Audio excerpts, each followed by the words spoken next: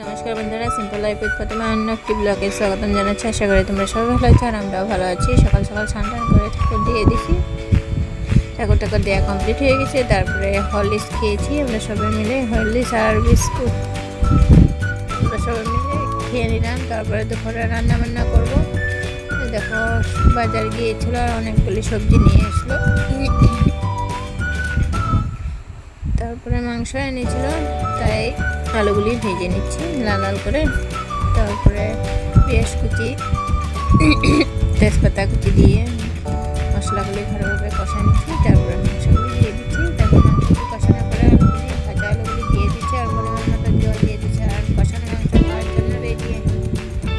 কে কষানো মাংস খায় এইভাবে কমেন্ট করে জানাই, কিন্তু আমি তো প্রত্যেক দিনে খাই মাংস। তারপরে দুপুরে খাওয়া দাওয়া, সাদা ভাত আর কাঁকরোল সিদ্ধ দিয়েছিলাম, কাঁকরোল মাখা আর মাংস কষা নিয়ে আসলো দুপুরের মেনু। তারপরে খাওয়া দাওয়ার পরে আম খেয়েছি। দেখো আম এনেছিল বাজার থেকে, আম খেয়েছি। আমগুলো অনেক মিষ্টি ছিল আর সিজনের আম, খেতে তো দারুণ লাগে।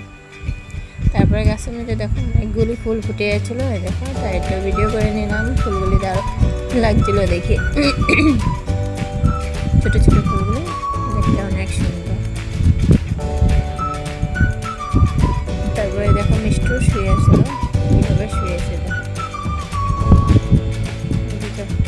শোয়ানির স্টাইল। মিষ্টু কিউট লাগছিল, শুয়েছিল। ভিডিওটি ভালো লাগলে লাইক কমেন্ট আর শেয়ার করে দিও। আজকের জন্য টাটা।